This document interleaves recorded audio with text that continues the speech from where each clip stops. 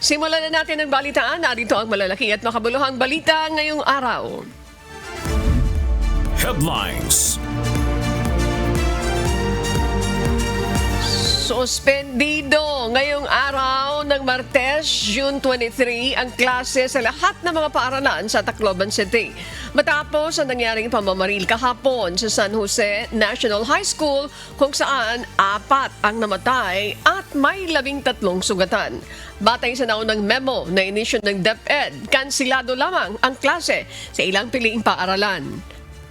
Ngunit kalaunan ay nag-issue muli ng panibagong memo order kung saan iniutos ang suspensyon ng klase sa buong Tacloban City ngayong June 23. Ayon sa DepEd, batid nila ang epekto ng pangyayari na nagdulot ng takot at pangamba para sa mga estudyante, mga magulang at maging sa mga school personnel. Hataw Balita ngayon. Matapos ang nangyaring pamamaril kahapon sa loob ng San Jose National High School na kinasasangkutan ng pawang mga estudyante, nagpatupad ng mahigpit na curfew hours sa mga minor de edad ang Tacloban City Government mula alas 10 ng gabi hanggang alas 4 ng umaga. Mahigpit na babantayan ng mga otoridad ang area ng San Jose, gayon din ang iba pang parte ng Tacloban City.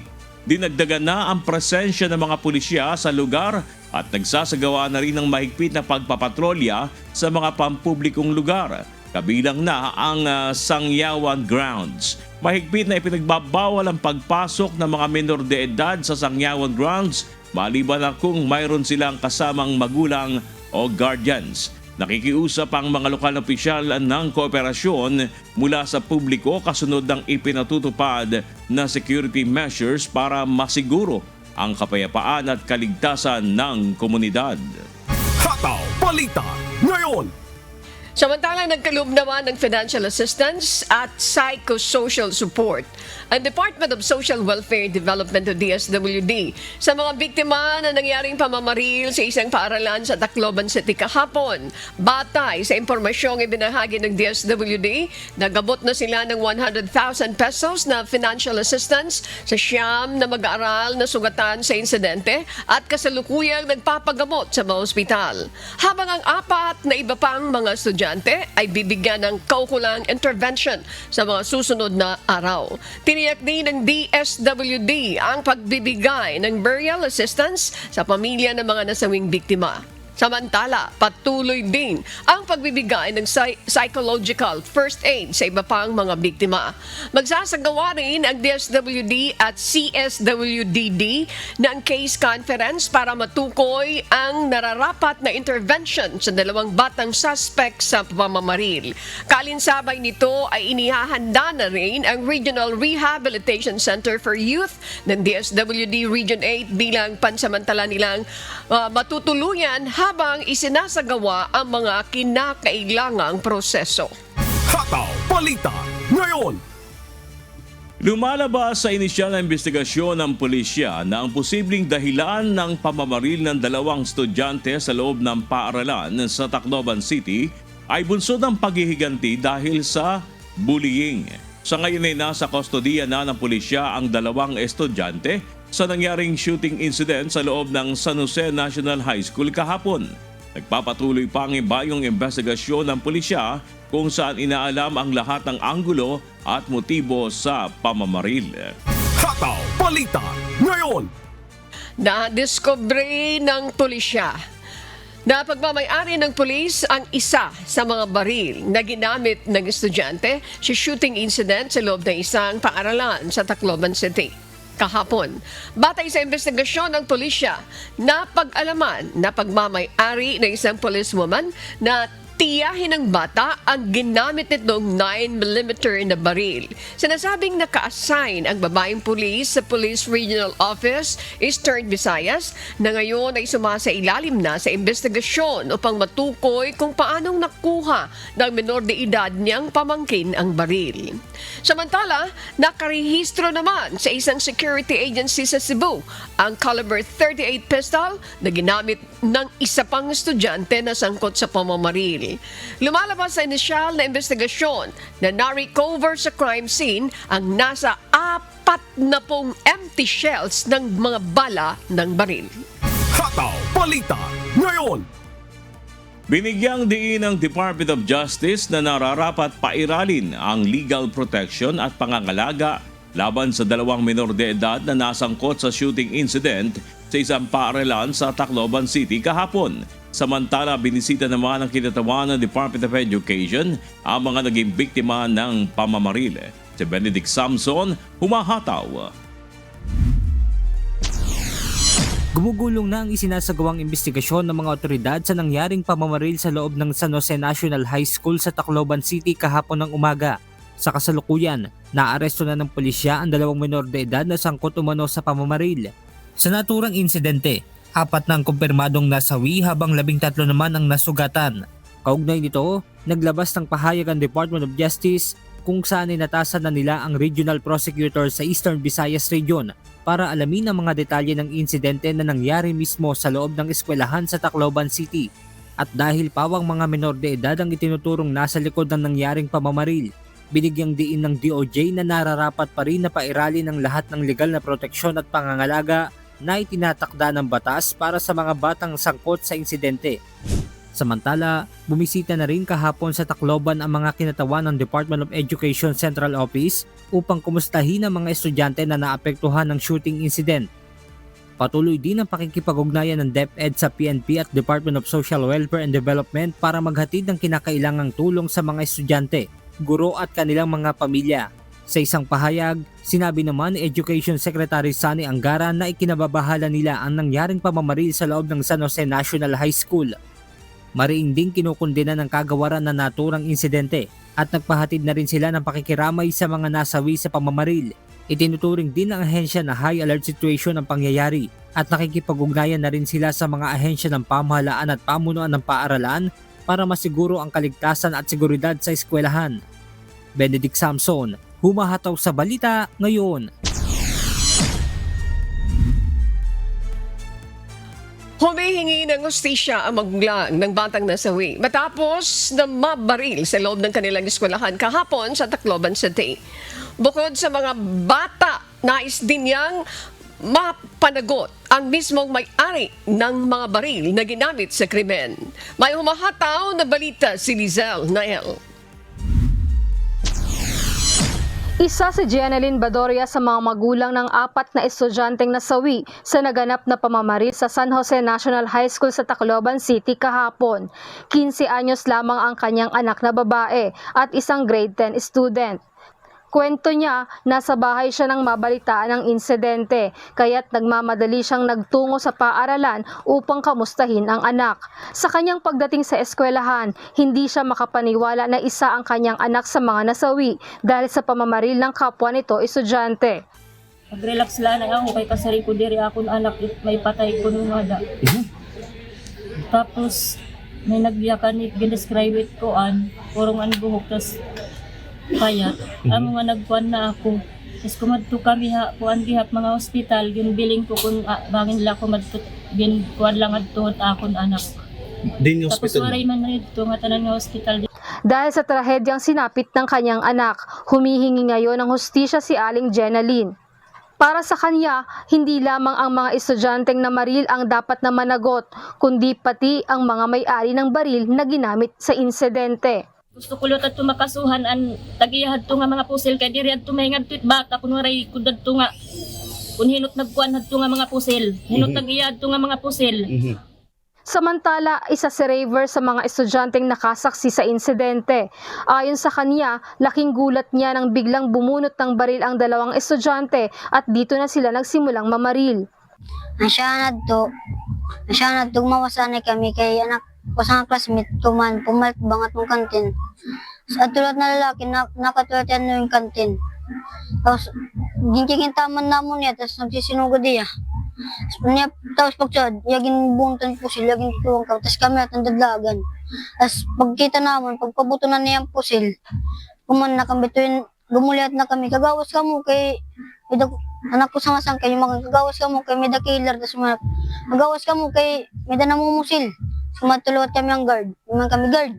May nga ito namumusil, tapos amon lahat kinabra ng gate. Pag abra na mo ng gate, amon ginukuan, para pagdadlagan ng kabataan, dira na mag-ginabriyon. Nakagawas na kami dito. Ayon pa kay Raver, sila mismo ang mga unang tinutukan ng baril ng isang estudyante, subalit agad silang nakatakbo bago pa ito magpaputok. Ano pagtutukam, yagin bunutan niya pusil, tapos yagin ko na anong distansya, so dili tapos dila. Wari pala diya. Wari pa ka, ano niya? Mapinangalan na kadalagan dahil kami kayo makanako sa nga sangkay di daloy. Tara na ko number kay bayan pa kung bumunot yung pusil. Tama to, bumunot yun mo na yung pusil. Tapos pagdadlagan namon, tapos pagtago namon, kumunat na amo na ito nagpaboto. Sa kasalukuyan, nasa ilalim pa ng investigasyon ng mga otoridad ang insidente, kaya nananawagan ng pulisya at Department of Education sa publiko na iwasan ang pagpapakalat ng mga hindi beripikadong impormasyon. Binigyang diin din ng DepEd na nananatiling pangunahing prioridad ang kaligtasan, seguridad at kapakanan ng mga mag-aaral at mga kawani ng paaralan. Lizel Nael, humahataw sa balita ngayon. Labis nang ikinabahala ng Department of Education ang mga naitatalang karahasan sa paaralan. Ayon sa isang grupo ng mga guro, dapat nang tingnan ng pamahalaan ang mga mas malalim na dahilan nito. May humahataw na balita si JP Nunez. High alert situation. Ganito itinuring ng Department of Education ang nangyaring pamamaril sa San Jose National High School sa Tacloban City. Sa inilabas na pahayag ng kagawaran, agad nilang pinakilos ang mga tauhan upang aktibong makipag-ugnayan sa mga otoridad ng paaralan at pulis upang matiyak ang kaligtasan, seguridad at proteksyon ng paaralan, mga mag-aaral at guro. Agad din nilang ipinag-utos ang pagde-deploy ng medical assistance at psychosocial interventions para sa mga apektadong individual. Nakiusap din ang DepEd sa publiko na igalang ang pagkapribado at dignidad ng lahat ng bata na kasangkot at hayaan ang mga otoridad na magsagawa ng investigasyon. Nanawagan naman ang Alliance of Concerned Teachers sa pamahalaan na tingnan ang mas malalim na dahilan ng mga karahasan sa paaralan.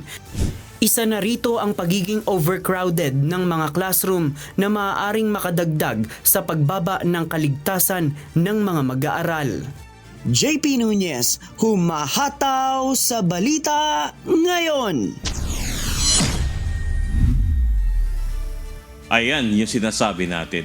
Talagang nakaka-alerto na po ito, nakakabahala at kailangan ng konkreto at solidong aksyon ng ating pamahalaan. Hindi po pwede na ito walang makasasaksihan ng ating mga kababayan na talagang masasabi nating aksyon dahil meron na pong namatay, may mga nasaktan at ito'y nangyari mismo sa paaralan. Okay. Kaya ito maraming panawagan patungkol dito sa nangyari na yan. Well, sa perspective ng psychiatrists, sa perspective ng mga psychologists, dapat magkaroon ng deeper psychosocial intervention para malaman mo kung gaano kalalim yung pinagdadaanan na isang bata. Bakit siya nauwi sa ganito? Noong nakaraan, pinag-usapan natin dito yung pananaksak. And then later on, mayroon tayong nabalitaan. The following day, Yes. di ba?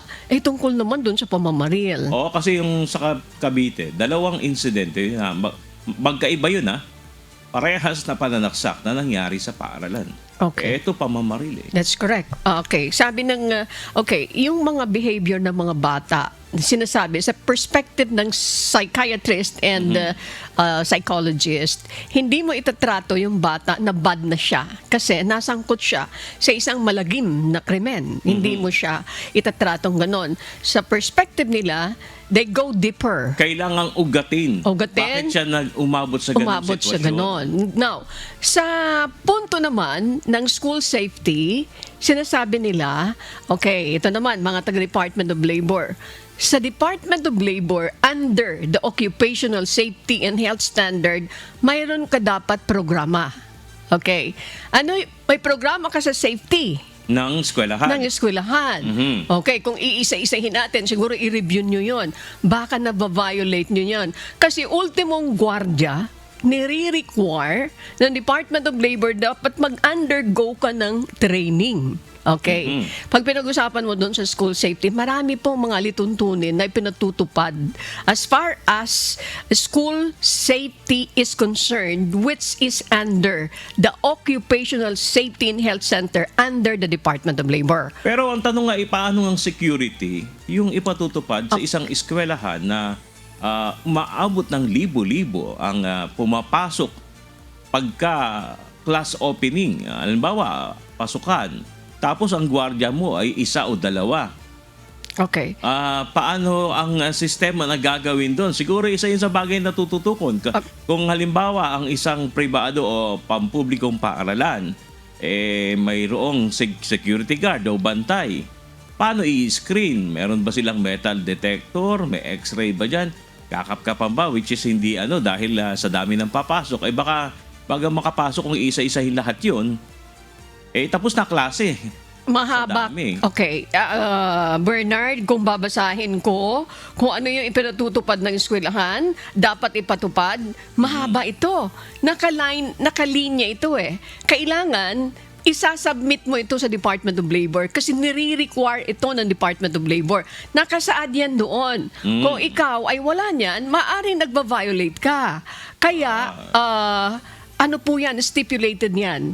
Again, sa eskwelahan, aware sila kung ano yung mga safety na ipinatutupad. Speaking of school safety, mahaba yan.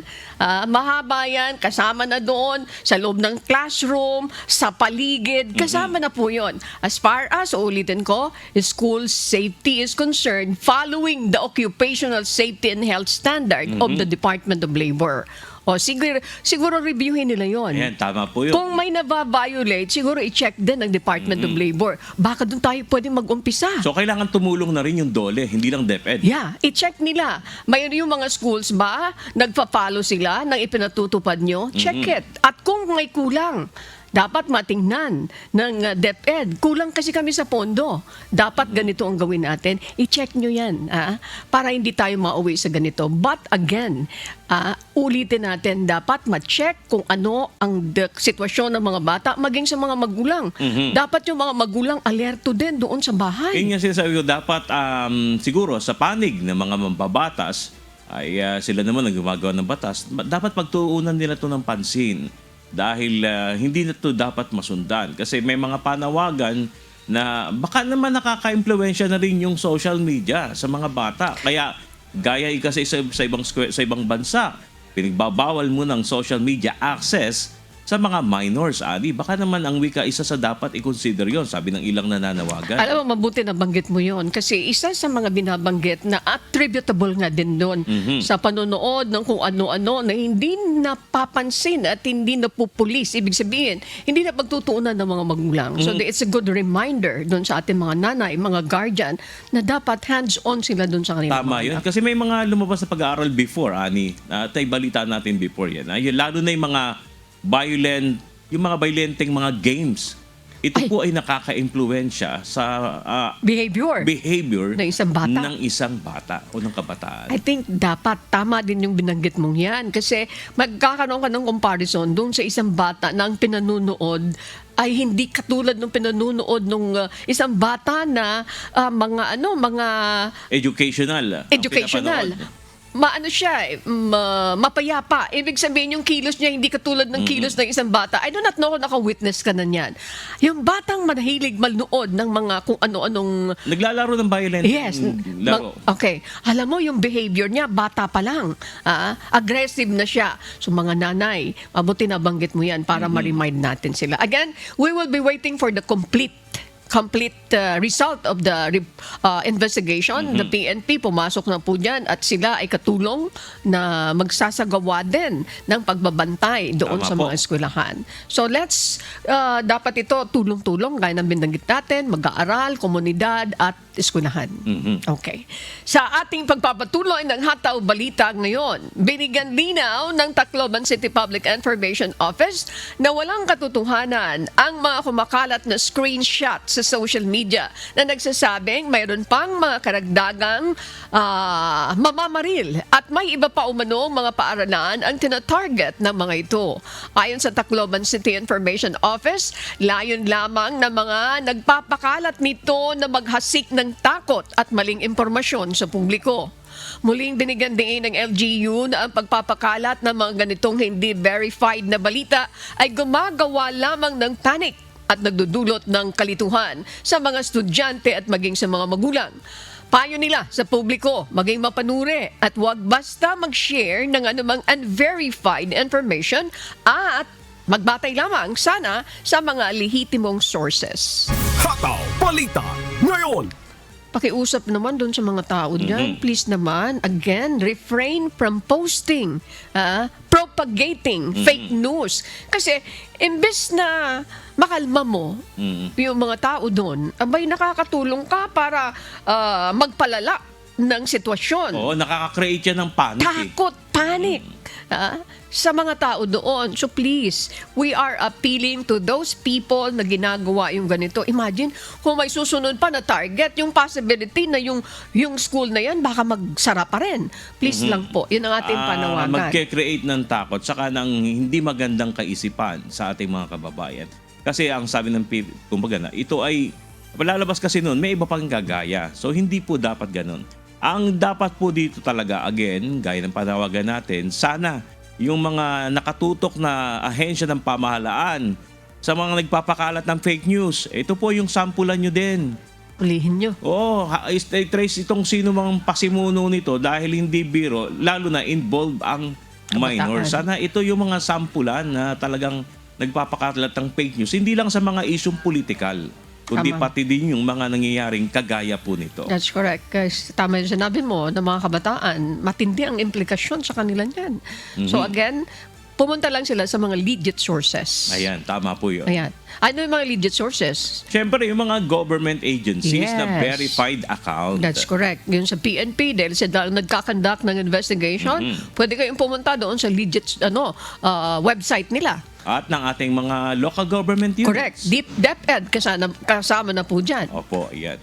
Samantala, matapos ang nangyaring pamamaril kahapon sa loob ng isang eskwelahan sa Tacloban City, muling ipinapanukala po ni Senator Robin Padilla na amyendahan ang Juvenile Justice and Welfare Act. Nais ng senador na ibaba sa 10 taong gulang ang criminal liability. Sinasabing pawang mga minor de edad ang 2 estudyante na namaril sa San Jose National High School sa Tacloban City na edad 14 at 15 anyos. Sa ilalim ng kasalukuyang batas sa Pilipinas, hindi maaaring papanagutin sa anumang uri ng krimen ang mga batang edad 15 taon pababa. Base sa mga ulat, sinasabing exempted sa criminal responsibility ang 2 namaril alinsunod sa Juvenile Justice and Welfare Act. Hataw Balita ngayon. Lumabas naman sa inisyal na investigasyon ng pulisya na mayroon umanong depression ang grade 8 student na sangkot sa pananaksak sa loob ng isang private school sa General Trias, Cavite na nangyari noong June 16. Ayon sa PNP, kasalukuyan na itong sumasailalim sa psychosocial support, guidance at counseling.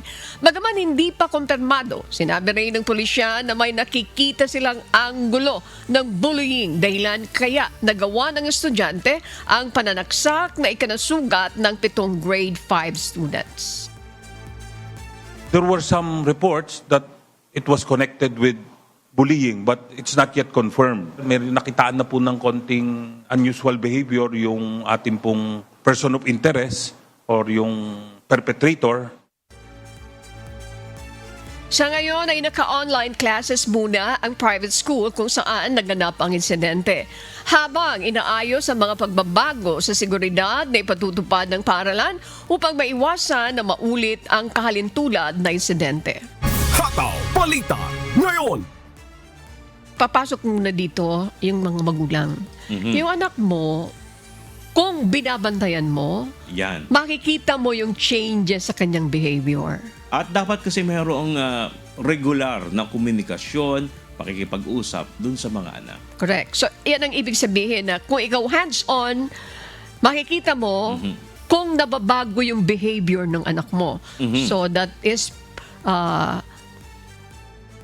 pagkalinga, pagmamalasakit doon sa mga bata, doon sa mga anak mo. Then, sa school, pagdating sa school, ano naman ang dapat sa mga teacher? Yung mga teacher din, dapat may red flag. Kung red flag, itong estudyanteng ito, pag nakikita ko, parang iba ang behavior nito. Dapat mamalasakitin mo din yung estudyante So, na paano yan. gagawin dapat ng teacher? Okay. Pag nakita din yung teacher, pag nakita niya, yung mga estudyante niya, ito dati ito magulo, ito dati masaya ito, pero this time nasa sulok lang. Oh, hindi mo siya pababayaan na nandoon lang siya sa sulok, na dati-rate, ano siya, masigla, nakikipaglaro, nakikipag-usap doon sa mga classmates niya. Pero biglang nanahimik. Almost 1 month na, hindi na siya participative. Dati-rate kung sa recitation, laging participative yung estudyante na yun. So, anong dapat gawin ng teacher? Ang dapat gawin ng teacher, kasi sa school, may itinatakda, mayroon mga guidance counselor, Ayan. mayroon mga safety officer, mayroon mga itinatakdang mga school nurses, di ba? Ayan, dapat natutupad yan kasi kasama yan doon sa occupational safety na school safety sa school. Tatawagan mo, yung guidance counselor, ano po ba ang dapat dito sa estudyante na ito? Ayan, kakausapin muna ng teacher, hindi niya pababayaan. Ibig sabihin, mayroon pwedeng support agad yung school kung presence yan sa school. Kung hindi naman present sa school yan, hindi yan present sa school, kailangan ipacheck nyo yung bata. Ginagawa ba yan sa school? Hindi. Diba? Hindi so karaniwa. Guro, magulang, guro. Ayan. Kaya masasabi ko, swerte ako nung nag-aaral ako dahil ang mga teacher ko, masasabi ko namang very close sa mga estudyante, nag-guide. Kasi ang inabot ko nung ako nag-aaral, lalo nung high school, Ani, pagka kami ay nagkukusa yung teacher namin ng special lesson eh. Kusa niya yun. Pagka alam niya may mga pag-iiwan ng estudyante, o kaya yung estudyante sumali sa isang event, in-represent ang school, may na-miss out siya na 1 or 2 days lesson, nag-extra effort siya para turuan kami that time ng mga na-miss naming lesson. Very good. Maganda yung karanasan mo sa mga teachers. Kusa ng teacher namin yun that time. Pero kami naman, palibasa, I'm older than you, dekada. Yung teacher namin, pag sumutsot yan, kailangan behave kami.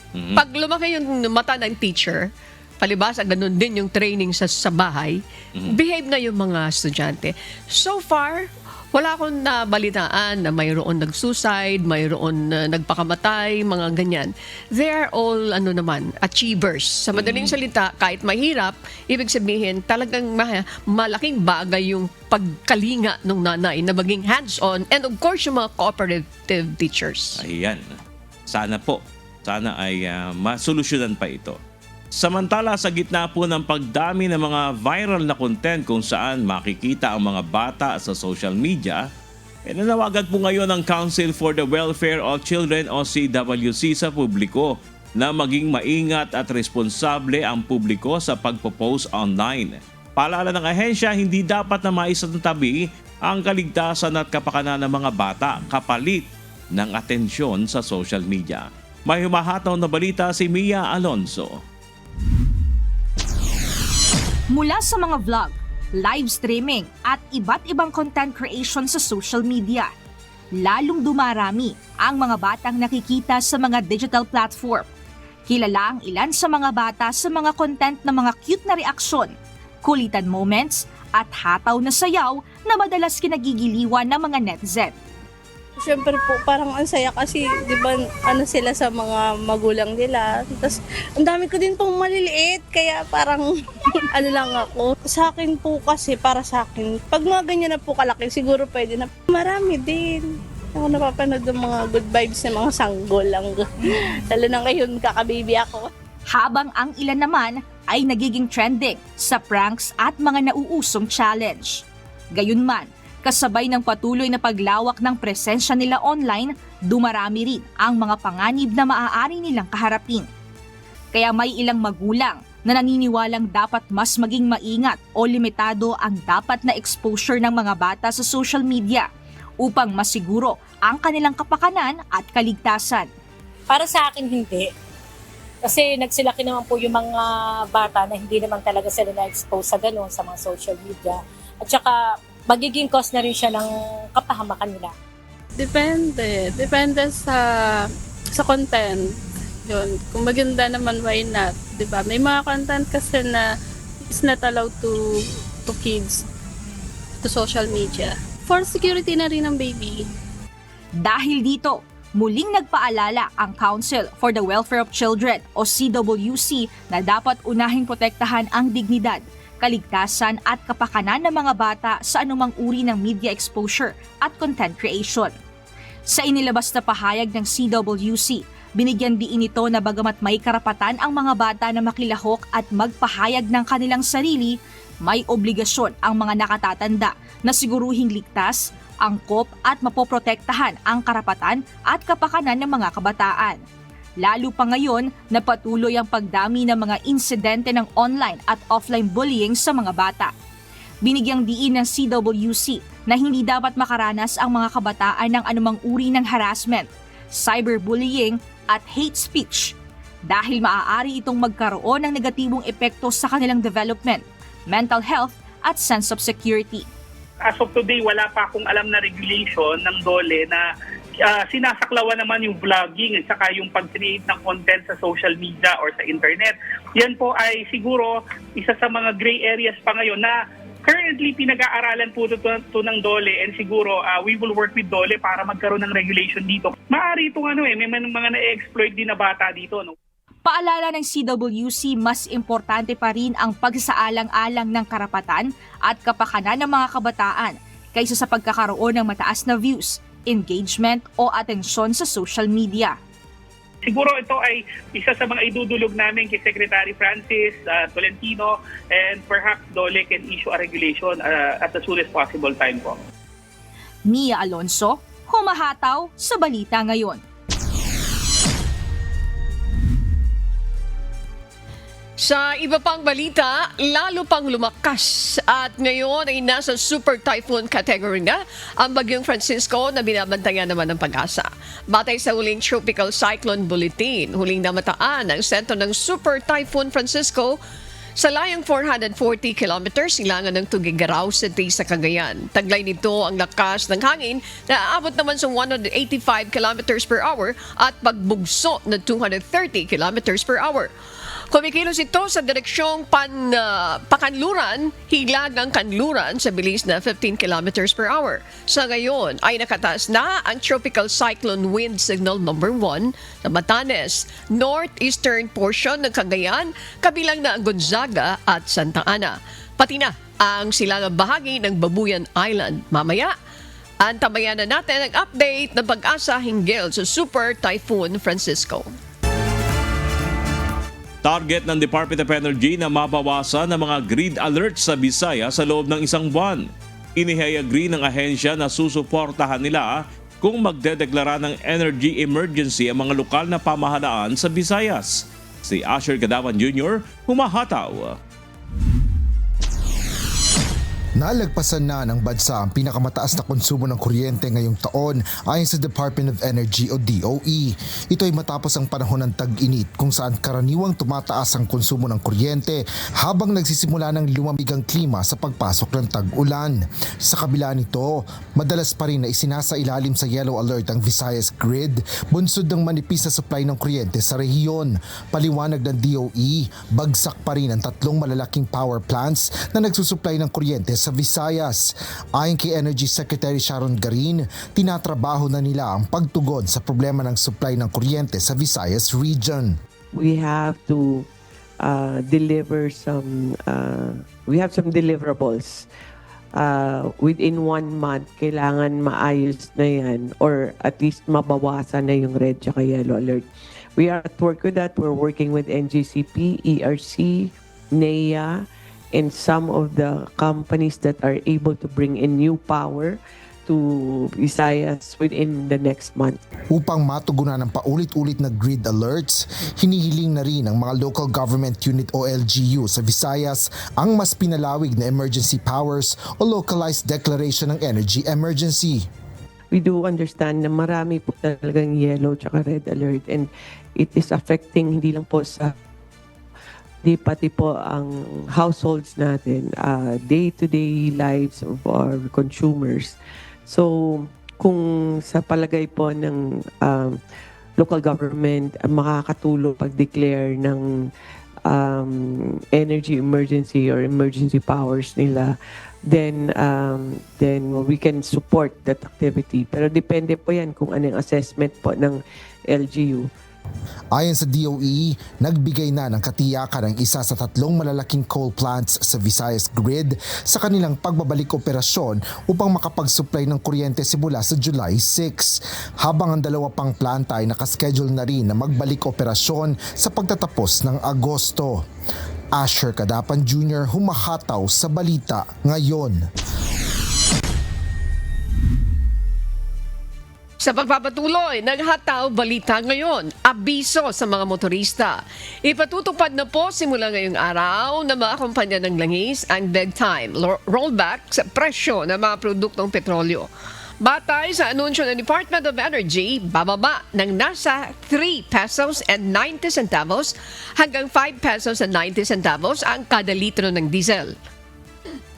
Habang aabot naman sa mahigit 11 hanggang 9 na piso ang bawa sa presyo ng kada litro ng gasolina at kerosene. Sa kabila ng napaulat na muling pagsasara ng Strait of Hormuz, sinabi ng DOE na mananatili ang bedtime rollback hanggang June 29. Kahit po may problema po na ni-report about the Strait of Hormuz, the adjustments will reflect to last week's market.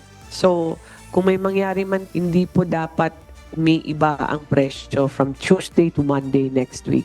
So, steady lang po yung presyo natin from Tuesday up to Monday next week. Kaya pag may nakita po kayong nagpapalit at sasabihin dahil po sa report na mukhang magsasara na naman, hindi po tama yan. Hataw Balita ngayon. Nakababahala para sa Department of Energy ang mga naiulat na muling pagsasara umano ng Strait of Hormuz na siyang pangunahing daanan ng mga barkong naghahatid ng supply ng langis sa iba't ibang mga bansa kabilang na ang Pilipinas. Sa kabila nito, tiniyak ni Energy Secretary Sharon Garin na nakahanda ang DOE sakaling lumalang muli ang sitwasyon. Sa gitna ng nagbabagong mga developments sa kasunduan sa pagitan ng US at Iran, hindi nagpapakampante ang DOE upang masiguro na hindi maantala ang supply ng mga produktong petrolyo sa bansa. I think it's concerning kasi there was a report that an agreement, they have arrived at an agreement, and then the next day there's reported lang naman closure, but then again there are also reports that they are proceeding with the agreement in Switzerland, no? Hataw Balita ngayon. Po, sa mga balita sa iba't ibang panig ng mundo, narito ang ating global correspondent na si James Montuyan mula naman sa Maryland, USA. James, magandang umaga sa iyo. Global News. Magandang umaga din sa iyo, Annie, at sa ating mga kasambahay. Good morning po. Actually, nandito tayo sa Bethany Beach sa Delaware. Sinasalubong natin ang start of the summer season. At narito po ang ating mga global news. Naging matagumpay ang unang pagpupulong ng matataas na opisyal ng Estados Unidos at Iran sa Bergenstock, Switzerland matapos magkasundo ang magkabilang panig sa isang roadmap tungo sa final or sa pinal na kasunduan. Kabilang sa mga napagkasunduan ang pagpapatuloy ng mga technical na negosasyon sa loob ng 60 araw, pagpapanatiling bukas ng Strait of Hormuz at mga hakbang upang mapahupa ang Lebanon o ang labanan sa Lebanon. Narito ang hataw na balita. Nagkasundo ang mga delegado ng Estados Unidos at Iran sa pagbuo ng isang roadmap na maglalatag ng mga susunod na hakbang tungo sa isang pangmatagalang kasunduan sa loob ng 60 araw. Ayon sa joint statement na inilabas ng Qatar at Pakistan na tumayong mga mediator, magpapatuloy ang mga teknikal na negosasyon sa mga susunod na araw habang tinatalakay ang mga issue kaugnay ng nuclear program ng Iran, mga sanctions, Strait of Hormuz at ang sitwasyon sa Lebanon.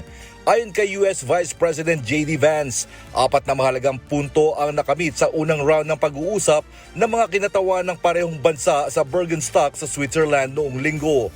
Yesterday was a very, very good day. We made a lot of good progress. We did exactly what we wanted to do, which is accomplish 4 things for the American people.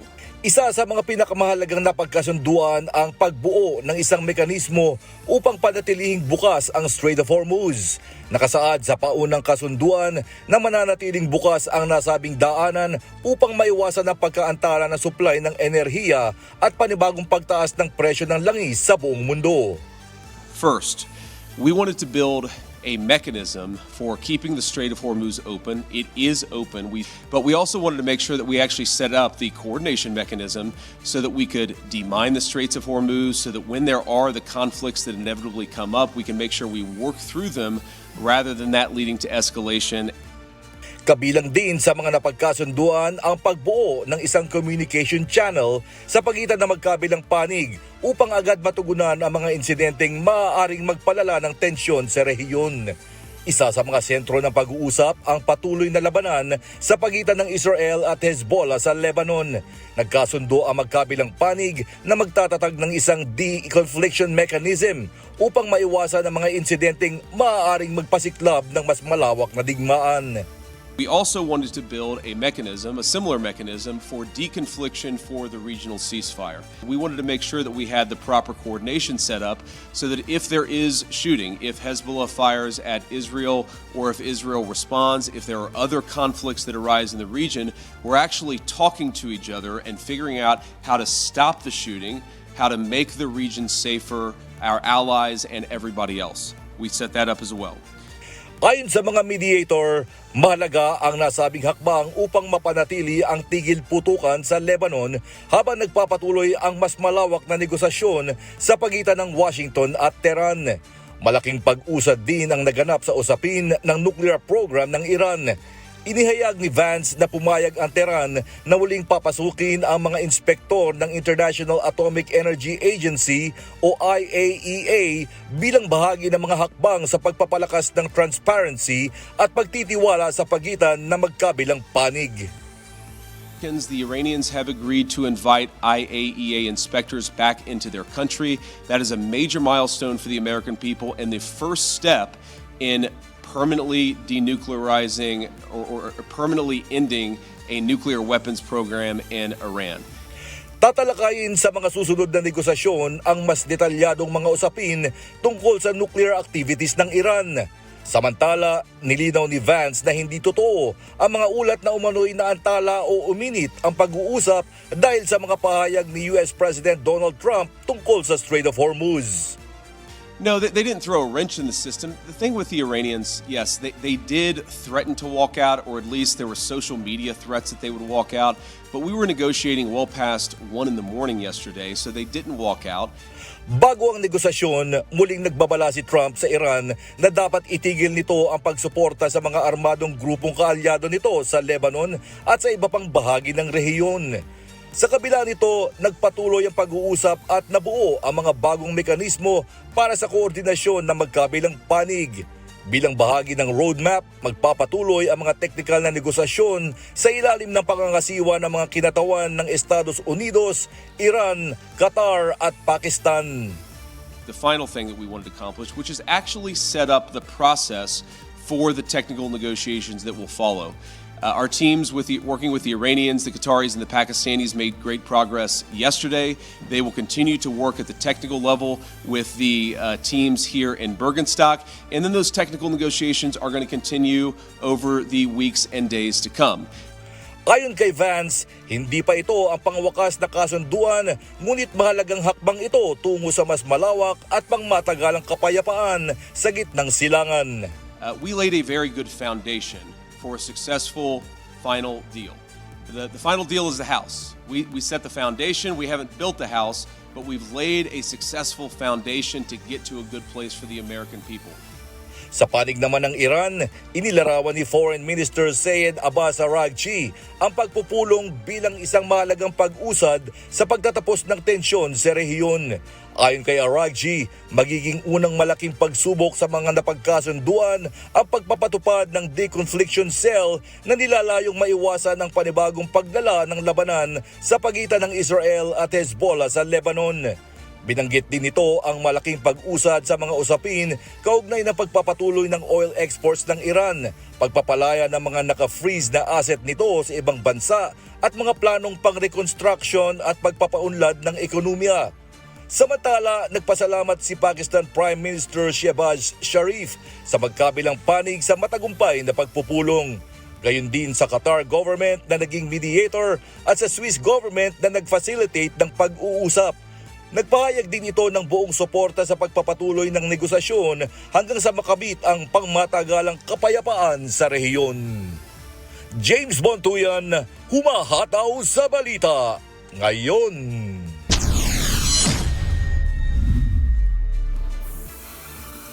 Nagbabala ang chief negotiator ng Iran na si Mohammad Bagher Ghalibaf sa Estados Unidos na mag-ingat sa mga pahayag nito laban sa Tehran.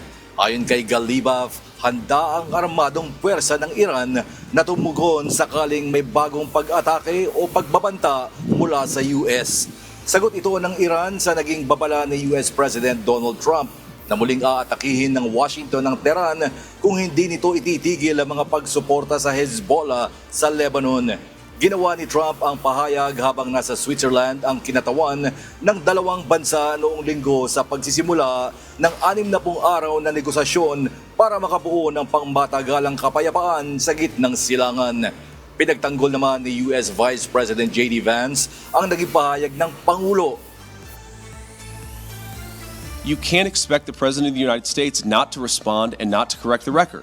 So when they say things that aren't true, the President is going to respond to it. Hataw Balita ngayon.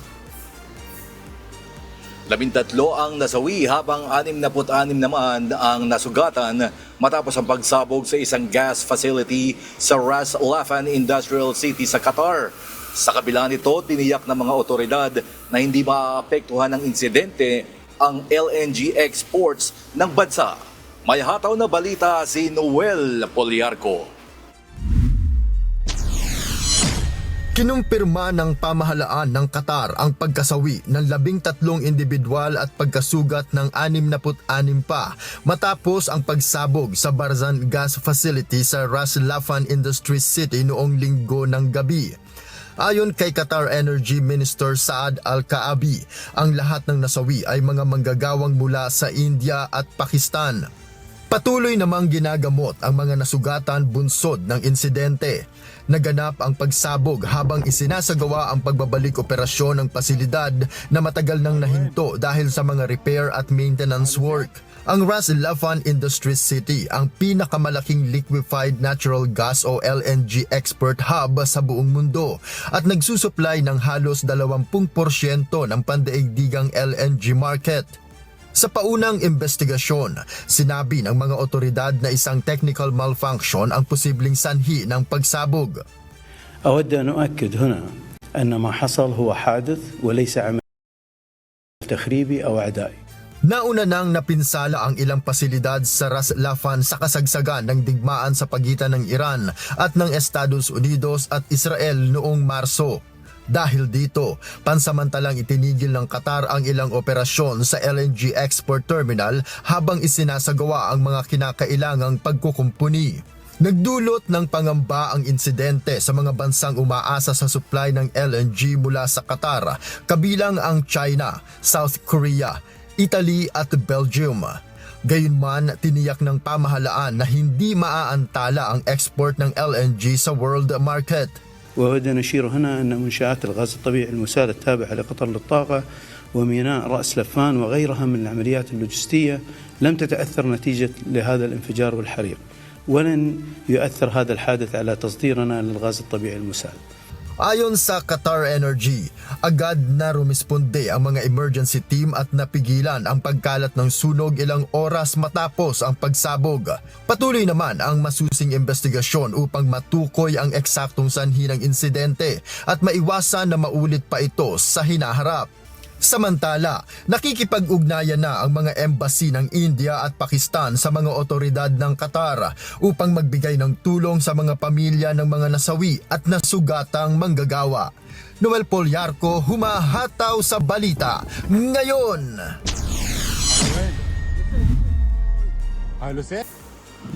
Formal nang inanunsyo ni British Prime Minister Keir Starmer ang kanyang pagbibitiw bilang punong ministro at pinuno ng Labour Party.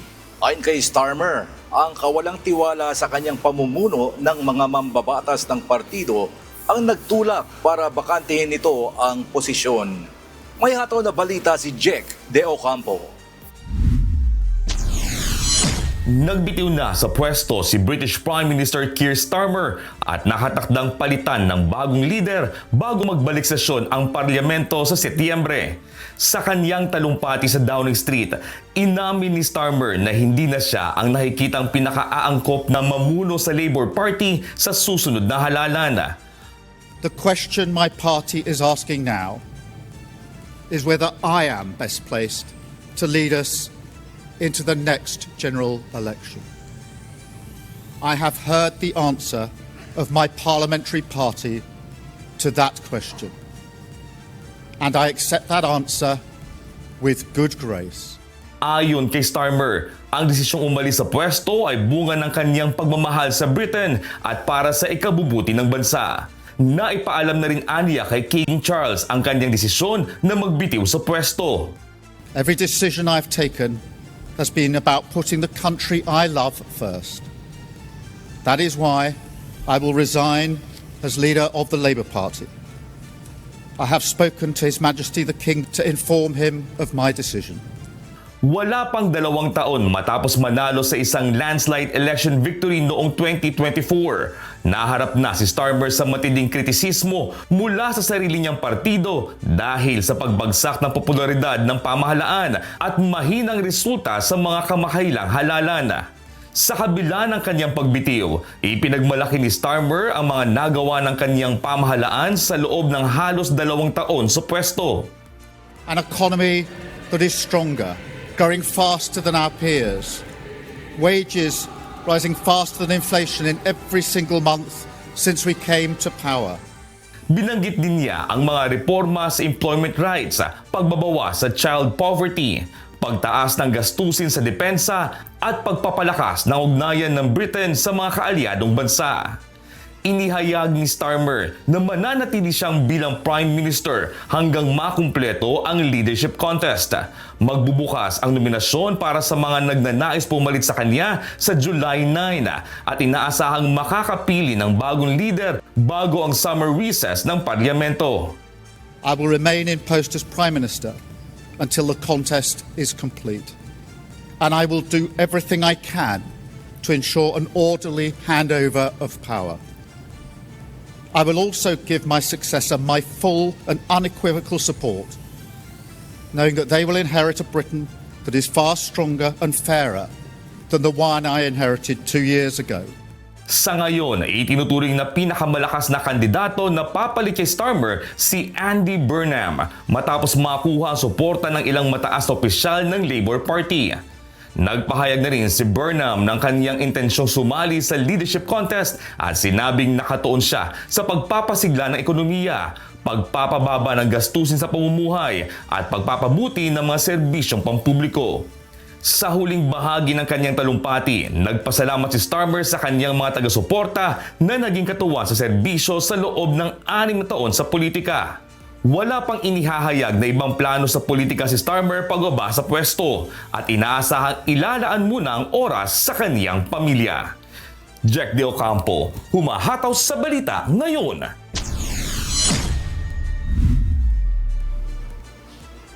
Dalawang bata ang nasawi sa France habang patuloy na nararanasan ng Europa ang matinding heatwave na nagtulak sa mga otoridad na maglabas ng red heat alert. Ito ay matapos pumalo sa mahigit 40 degrees Celsius ang temperatura sa ilang lugar sa rehiyon na nagresulta sa pagsasara ng mga paaralan at pagpapatupad ng mga emergency measure. May hataw na balita si Lynn Perez. Naglabas ng red heat alert ang ilang bansa sa Europa kasunod ng inaasahang pagtaas pa ng temperatura sa rehiyon na posibleng umabot sa 40 degrees Celsius sa mga susunod na araw. Sa France, halos kalahati ng bansa ang nasa ilalim ng pinakamataas na antas ng heat warning habang inaasahang aabot sa 40 degrees Celsius ang init sa ilang lugar kabilang ang Bordeaux. Dahil sa matinding init, mahigit sa ilang libong paaralan ang pansamantalang isinara habang libo-libo pa ang nagpaikli ng oras ng klase upang maiwasan ang pagka-expose ng mga mag-aaral sa matinding init. Samantala, natagpuang walang buhay ang magkapatid na may edad 2 at 4 na taong gulang sa loob ng kanilang sasakyan sa bayan ng Carpentras sa France. Bagamat patuloy pang investigasyon, pinaniniwalaang ang matinding init ang posibleng sanhi ng kanilang pagkamatay. Nagbabala rin ang otoridad sa mga panganib na dulot ng heatwave matapos maitala ang ilang pagkalunod sa mga ilog at lawa. Ayon sa mga eksperto, ang kasalukuyang heatwave ay maaaring isa sa pinakamatindi sa mga nakaraang taon. Posible rin itong umabot sa antas ng deadly heatwave na naranasan noong 2003 na ikinasawi ng libo-libo sa France. Pinayuhan naman ng publiko na uminom ng maraming tubig, iwasan ang matagal na pagbabad sa araw, manatili sa malalamig na lugar at agad magpatingin sa doktor kung makaranas ng mga senyales ng heat exhaustion or heat stroke tulad ng pagkahilo, matinding pagkapagod at pagkawalan ng malay. Patuloy namang minomonitor ng mga otoridad ang sitwasyon habang inaasahang mananatili ang matinding init sa malaking bahagi ng Europa hanggang sa katapusan ng linggo. Lynn Perez, sumahataw sa Balita Ngayon.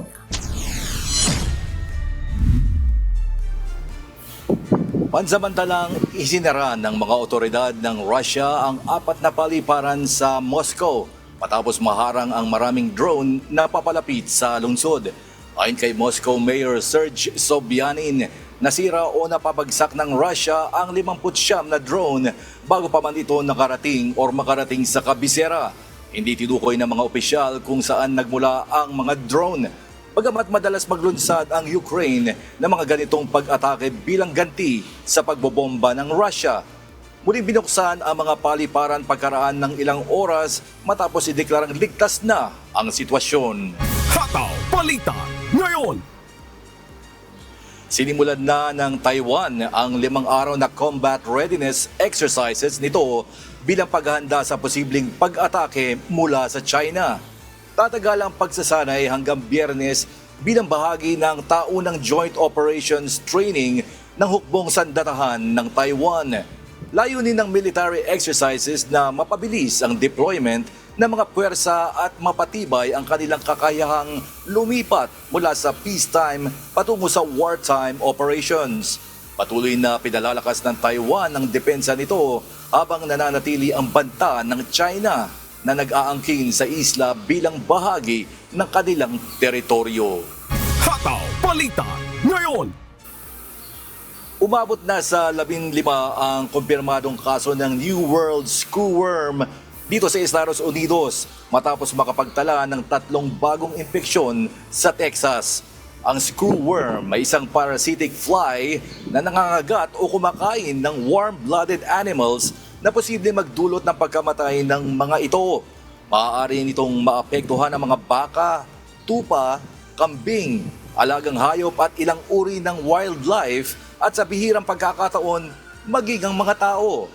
Ayon sa mga eksperto, maaari magdulot ito ng malalalim na sugat, impeksyon at pagkamatay ng mga hayop kung hindi agad magagamot. Patuloy namang nagsasagawa ang US Department of Agriculture ng mga hakbang upang pigilan ang pagkalat ng peste at maiwasan ang mga malalaking pinsala sa industriya ng pag-aalaga ng hayop. Hataw Balita Ngayon. Pinamamadali na ni US President Donald Trump ang pagsasaayos sa sikat na reflecting pool sa Washington DC matapos itong makaranas ng vandalism. Posible ring palitan ang tubig sa pool dahil sa paglaganap ng green algae sa kabila ng kamakailang renovation nito.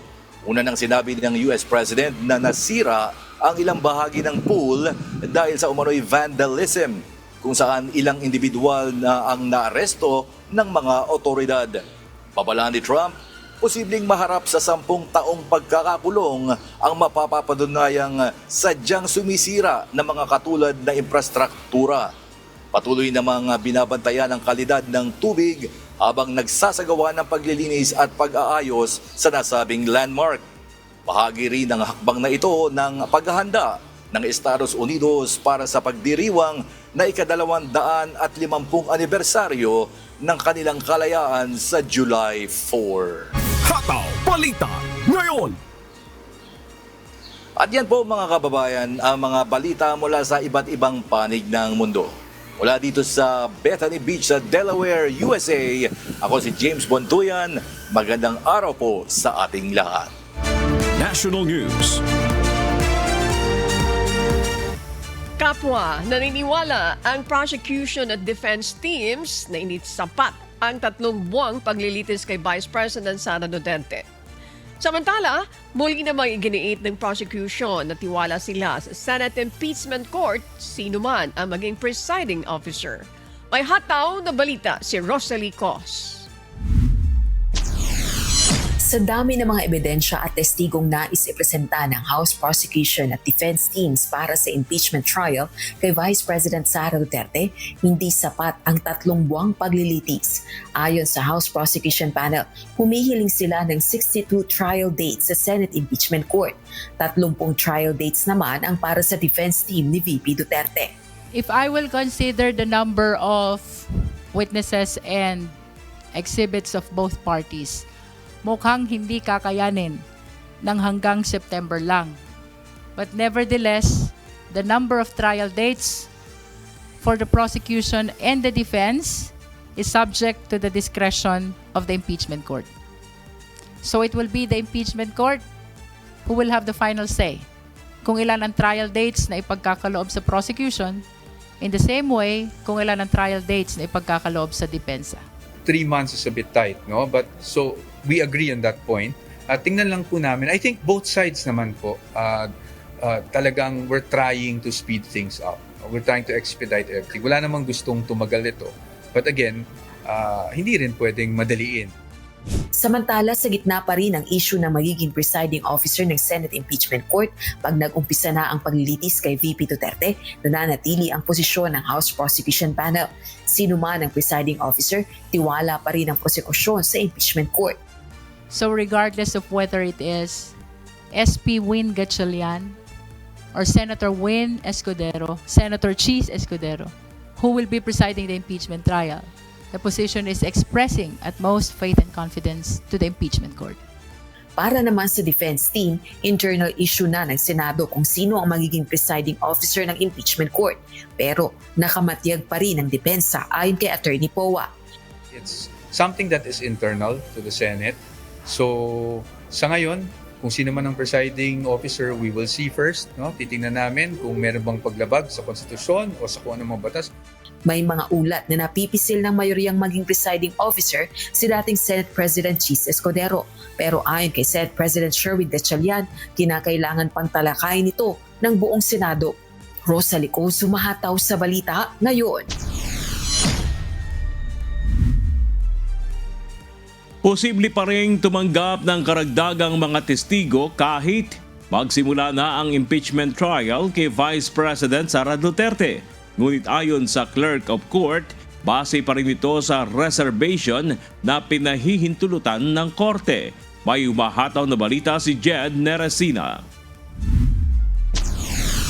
Hindi pipigilan ang paglalabas ng tinatawag na mga surprise witness kapag nagsimula na ang impeachment trial proper kay Vice President Sara Duterte. Ito ang nilinaw ni Senate Secretary at Clerk of Court na si Attorney Renato Bantug Jr. Ayon kay Attorney Bantug Jr., maaari pa ring magsumite ang House Prosecution Panel o ang defense team ng mga testigong wala sa kanilang orihinal na pre-trial brief. Bunsod na rin aniya ng mga reservation na pinahihintulutan ng korte. That would depend on the reservation. Because if you would note in the respective pre-trial briefs, submitted their list of witnesses. But both parties are allowed to make reservations. Reservations of witnesses that are not yet available or known to them at the time of the pre-trial conference. And during the trial, they may submit or move before the court for the appearance of other witnesses that are not, whose names are not part of the pre-trial brief. Paliwanag pa ng Clerk of Court, hindi magiging surprise sa tunay na kahulugan ang mga testigong ito dahil obligado ang magkabilang panig na magbigay ng 3 araw na abiso bago iharap ang sinumang bagong testigo sa paglilitis. As long as they would make the proper reservation. Yes, each would have to notify the other party at least 3 days before the presentation of their witness. So it's not surprising in that sense, no? It's just that given the amount of preparation that needs to be undertaken by both parties, then there may be some witnesses that would not be available or known to you at this point. So you make reservations. Sa kabila ng mga ito, inaasahan ngayon ang 2 araw ng pre-trial conference o ang pagmamarka ng mga ebidensya para sa impeachment ni Vice President Duterte. Sinasabing nagkaroon ng delay kahapon dahil sa dami ng mga dokumentong kinakailangang markahan.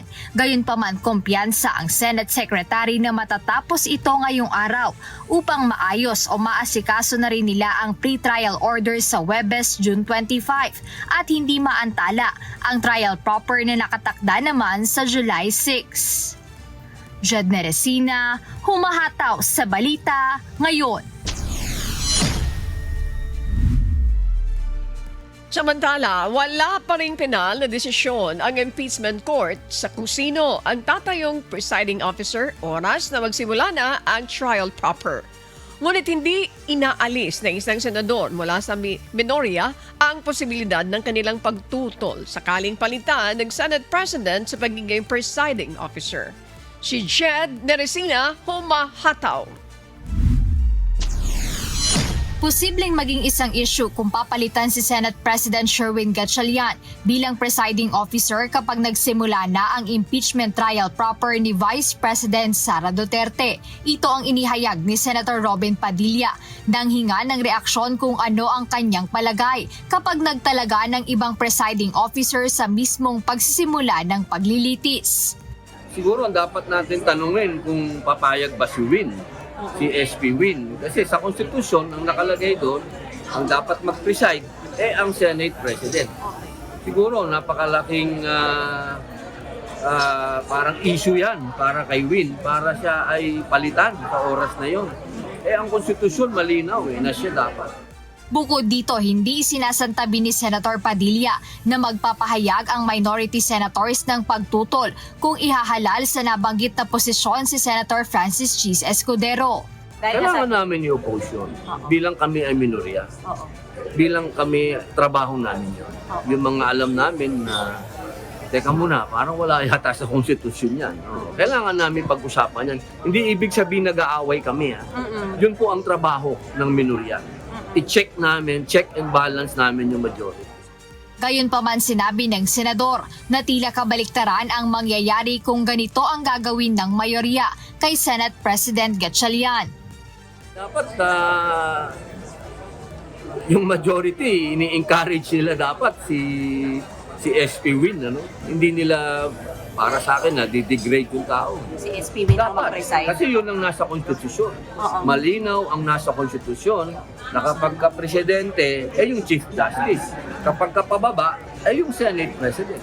Sa kabila ng usapin hinggil sa kung sino ang tatayong presiding officer sa trial ng pangalawang Pangulo, ayon kay SP Gatchalian wala pang pinal na pag-uusapan ang mga senador tungkol dito. Aniya, hanggang sa ngayon ang alam niya ay siya pa rin ang tatayo sa nasabing posisyon bilang ito ang nakalagay sa Senate Rules.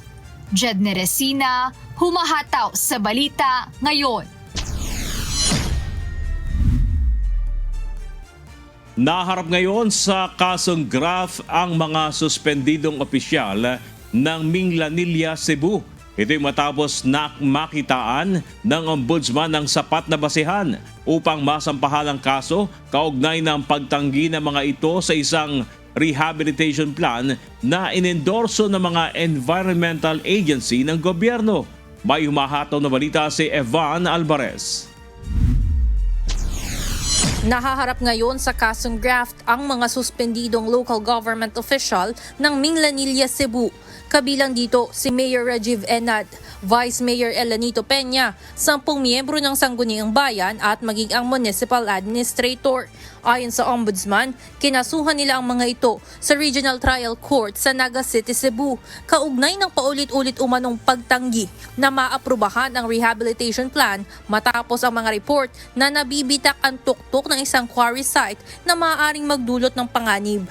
Ayon sa resolusyon ng Ombudsman, nakitaan ng bad faith, partiality at gross inexcusable negligence ng tanggihan ng mga respondent ang rehabilitation plan. Hindi rin umano isinaalang-alang ng mga opisyal ang mga rekomendasyon ng DENR, Penro, Mines and Geosciences Bureau at Sangguniang Barangay ng Guindarohan. Lumabas din sa investigasyon na nagdulot ito ng pagpabor sa mga kakumpetensya ng complainants at nagkaroon ng sabwatan sa pagitan ng mga kinasuhang opisyal para tanggihan ang rehabilitation plan. Samantala, sa Facebook post naman idinaan ni Mayor Enad ang saloobin at sinabing malinis ang kanilang konsensya at malinaw ang kanilang paninindigan. Anya, ang kinakaharap na kaso ay walang kinalaman sa pangungurakot o pagnanakaw ng pera ng bayan. Sa katunayan, anya, nais nilang protektahan ang kalikasan at ang buhay ng kanilang nasasakupan. Ayon sa alkalde, haharapin nila ang kaso sa pamamagitan ng legal na proseso.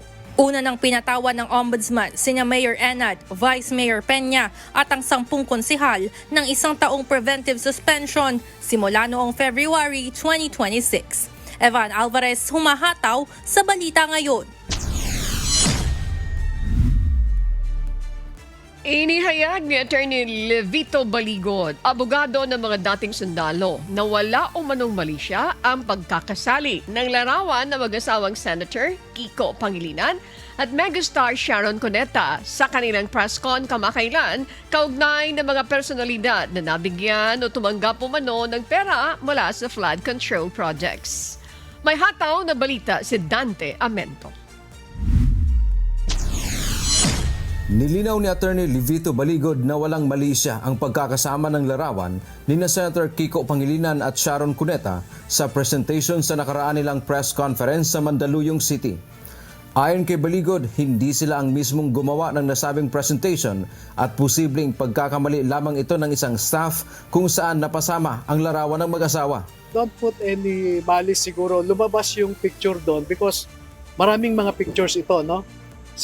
Malamang yung gumawa ng presentation na isang staff nila ay naisama yon, no? Huwag na akong mag-ascribe kung sino nang nagkamali doon. Hindi kami ang nag-prepare noon. Nag-submit lang kami ng mga pictures. Sa nasabing presentation, ipinakita ang picture ng mag-asawa na kasama ang mga empleyado ni dating Congressman Zaldico sa Misibis Aviation. Sa gitna ng mga espekulasyon, binigyang din ni Attorney Baligod na hindi misleading o mapanlinlang ang pagkakasama ng litrato. Gayunpaman, hinamon niya ang mag-asawa na magsampa ng kaso kung sa tingin nila ay nainsulto o nadungisan ang kanilang reputasyon. No, it's not misleading. It's not misleading. And as I said, perhaps you can ask Senator Kiko or Mrs. Sharon to just file any case that they want, no? Kung may malis doon, mag-file sila na lang ng kaso. Sasagutin namin, no? And perhaps we may also support our position with our own documents if necessary. Dagdag pa nito, bagamat nananatiling tahimik ang mag-asawa sa isyu, nakahanda ang kanilang kampo na ipagtanggol ang kanilang sarili at maglabas ng sariling mga dokumento kung itutuloy ang paghahain ng reklamo. Una nang binatikos ni Senator Pangilinan at megastar Sharon Cuneta ang tila pagdawit sa kanila sa umano'y tumanggap ng mga maleta na naglalaman ng kickback mula sa flood control projects. Tinawag nila itong kasinungalingan at pawang palabas lamang. Dante Amento, humahataw sa Balita Ngayon. Naaresto na ang 2 suspect sa pagpaslang sa isang negosyante sa Nueva Ecija noong June 16. Ayon kay Police Regional Office 3 Director, Police Brigadier General Jess Mendez, sumailalim na rin ang mga ito sa inquest proceedings sa kasong murder. May hataw na balita si Lea Ilagan. Itinuturing ng SOLV ng Philippine National Police ang kaso ng pagpaslang na ang 2 suspect sa negosyanteng Korea National sa Nueva Ecija noong June 16. Ayon kay Police Regional Office 3 Director, Police Brigadier General Jess Mendez, sinisingil na ng biktima ang mga suspect sa inutang nitong beauty products na nagkakahalaga ng 200,000 piso. Sa halip na magbayad, ay pinagplanuhan aniya ng mga suspect na patayin ang biktima. Actually, naniningil na. Days before, naniningil na talaga. They even come to the condominium, talagang kinakalabog na nila yung pinto. So talagang, kumbaga, continuous na yung paniningil. And ayaw nang lumabas nitong isang suspect kasi walang pambayad. Ang biktima, sinasabing sangkot din sa kalakalan ng illegal na droga na idinidistribute sa Angeles at Clark. Well, so far, ang nadig namin is involved din siya sa distribution ng drugs. Specifically, party drugs. Party drugs, shabu, ketamine, 5 yun ecstasy. Sa pamamagitan ng intelligence gathering, CCTV backtracking at forensic examination, natunton ang getaway vehicle na ginamit sa krimen. Nung nalaman natin na mayroon palang bangkay doon sa loob ng sasakyan, so we organized yung ating mga intelligence and investigators unit. So backtracking, of course. Nag-start kami sa backtracking. The identity, nung process yung sasakyan, doon natin nakita yung may mga nakita tayong IDs, pagkakakilanlan. So tuloy-tuloy na yung follow-up, backtracking ng CCTV. Doon namin nahagip yung sinakyan niya. After iniwan niya yung kotse doon sa Geraldino, may sinakyan siya may sumundo sa kanya. Nakuha namin yung plate number, then yung na-check natin kung sinong owner yun. Inaresto namin, then tinuro nga niya na si Jao yung sinundo niya doon sa Geraldino. Magkasunod ding naaresto ang mga suspect nitong June 19 sa Angeles at Clark, Pampanga. Sa ngayon, nasampahan na ng kasong murder ang 2 suspect, dahilan para ituring ng case solve ang krimen. It was a planned crime. Pinagplanuhan nila kung paano nila gagawin. They even bought this gun to be used. Then, nung nabaril na niya, nilipat niya doon sa passenger side. Then, tinakpan ng blanket. Then, siya na yung nag-drive going to Nueva Ecija up to Geraldino, wherein iniwan niya doon yung sasakyan nitong victim. Leia Ilagan, humahataw sa balita ngayon. Bukod sa nangyaring pamamaril kahapon sa San Jose National High School sa Tacloban City, 2 magkahiwalay na stabbing incident ang nangyari sa loob ng eskwelahan sa Cavite na nangyari noong June 16 at 19. At para talakayin ang issue na yan, makakausap natin ngayong umaga si Police Lieutenant Sarah Jane Dio, ang Chief ng Public Information Office ng Cavite Police Provincial Office. Magandang umaga po ma'am at maraming salamat po sa inyong pagpapaunlak sa aming panayam. Yes po, magandang umaga po sa ating lahat, sa ating mga masugid na taga-subaybay at sa lahat po ng staff ng ating programa. Ayan ma'am, gusto po naming maging katulong ang PNP para sa pagbibigay ng tamang impormasyon at kaalaman sa publiko patungkol dito sa mga nangyayaring insidente ngayon sa mga eskwelahan. Ito pong pagkatapos ng 2 stabbing incident na naitala sa Cavite last week, ano po ang ginawang adjustment o pagpapatupad ng seguridad ng PNP dito sa mga paaralan po sa Cavite? Dahil po, meron pong direktiba po ang ating Provincial Director, Police Colonel Ariel Arred, na makipag-ugnayan sa lahat ng eskwelahan para po maayos ang ating seguridad at malaman kung ano ba yung bakit medyo maluwag ang kanilang yung mga guards kung sa pagpasok ng mga estudyante, kasi dapat po tini-check po ang lahat ng mga bags ng mga bata bago pumasok sa loob ng eskwelahan. At kahapon lamang po nakipag-ugnayan po ang ating Provincial Director sa butihing Governor na si Honorable Francisco Gabriel Abing Rimulya, ang ating provincial government, ng Cavite ay maglalaan po ng mga metal detector para sa lahat ng pampubliko at pribadong paaralan sa buong lalawigan ng Cavite. Layunin po nito na higit pang mapalakas ang seguridad at matiyak ang kaligtasan ng ating mga mag-aaral, guro at iba pang mga kawani ng paaralan. Kaugnay din po nito, nakipagpulong din po ang ating Provincial Director kay Dr. Rosemary D. Torres, yung School Division Superintendent ng DepEd dito po sa lalawigan ng Cavite upang pagtibayin ang koordinasyon sa pagpapatupad ng mga hakbang para sa ligtas at mapayapang kapaligiran sa paaralan.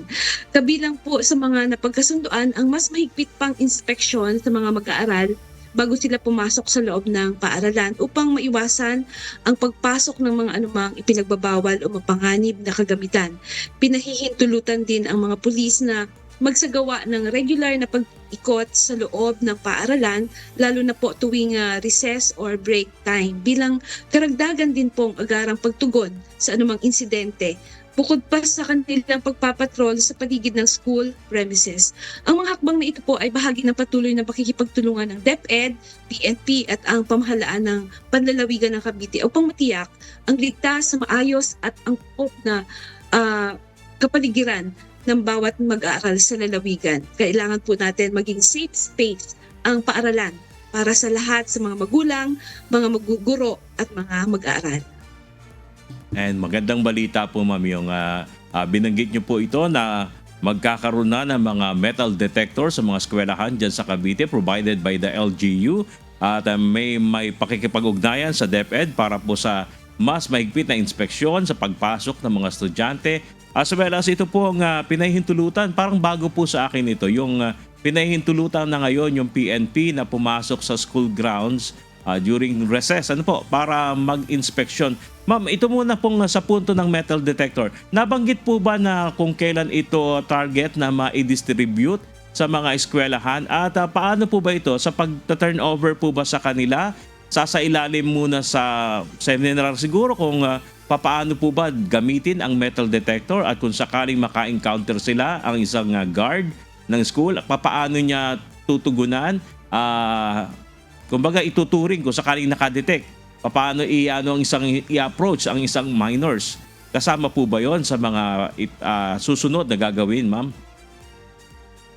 Kasama po yung pakikipag-ugnayan ng ating Provincial Director kay Gov at nangako po siya na maglalaan ng budget para po mabigyan po ng metal detector lahat po ng pampubliko at pribadong paaralan dito po sa Cavite. Pero po pag siguro po meron na pong nakapag-purchase na po ang ating provincial government, ay ito po ay ito-turn over at syempre po isi-seminar po siguro ng PNP lahat po ng mga guards na naandun sa mga eskwelahan para po lalo po nating maisaayos ang seguridad ng mga paaralan. Ayun. Ma'am, pagdating naman po dun sa pag-iikot ng sa loob, tama po ba parang bago po sa akin na ngayon pinahintulutan po na pumasok ng mga guro, I mean yung mga PNP sa loob ng school grounds? Tama po ba? Parang bago po sa akin yun, Yes ma'am. po. Yes po, dati po kasi nasa labas lamang po ang ating kapulisan. Pero po, base po sa pakikipag-ugnayan po ng ating Provincial Director po kahapon, ay i-allow na rin po ng DepEd na tuwing recess or break time, ay pwede na pong papasukin ang pulis para po maramdaman ng ating mga mag-aaral na ang pulis ay nasa loob. Pwede rin pong makipag-ugnayan sa mag-aaral sa loob mismo ng mga paaralan. Apo, maganda po yun, ma'am. Pero curious lang ako, ma'am, paano po ba nyo ginagawa yung treatment na approach sa mga kabataan, lalo na minors? Alam niyo naman natin yung ibang magulang kasi ginagawa, pag umiyak yung bata, huwag kang iyak, bibigay ka sa pulis. Meron po kasing ganong minsang connotation ng may mga ganon yung mga magulang eh. Sa side po ng PNP, paano po yung gagawin o ginagawa niyong approach para maging friendly sa mga minors, sa mga estudyante, ang mga pulis dahil dito sa gagawin niyo pong aksyon at makakakita lang sila na naka-uniform, may baril po ba pagpapasok sa school? Paano po magiging, sasabihin nating friendly ang approach sa mga bata at hindi katatakutan ng PNP? Wala naman noon. Ang ating local PNP ay meron po tayong mga crime prevention. Madalas naman pong bumibisita naman ang ating mga kapulisan sa bawat eskwelahan dahil po nagkakandak po kami ng mga crime prevention lectures sa mga kabataan.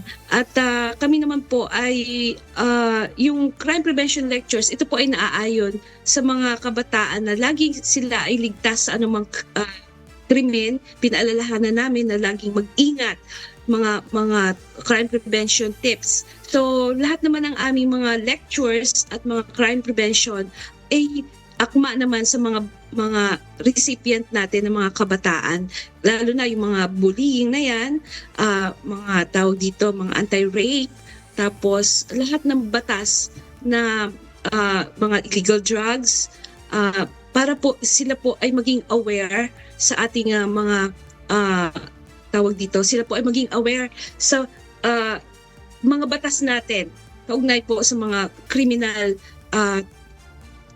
para hindi po sila masangkot sa anumang bisyo. Yun po yun. Ayun, maganda po yun, ma'am. Ako, naka-experience ako niyan sa school nung ako nag-aaral eh. May mga dumalaw na PNP, nag-seminar sila. Nakakatulong po talaga yon sa mga estudyante at syempre, matatakot din ako na gumawa ng krimen pagka nalaman ko ganito pa lang sasapitin ko pagka gumawa ako ng ganitong masama. Going back sa issue, ma'am, dito sa Cavite ng stabbing incident, based po sa inyong investigasyon, ma'am, ano po ba yung naging dahilan nitong stabbing incident sa magkahiwalay na insidente po ito, no, sa Cavite? Batay po sa inyong investigasyon. Batay po sa paunang investigasyon, ang insidente po na nangyari po sa pribadong paaralan ng General Trias ay maituturing po ito na isolated case dahil po ang sangkot na bata po dito ay meron pong kapansanan sa pag-iisip. Bali po siya po ay nag-undergo ng therapy kasi meron po siyang parang depressive disorder.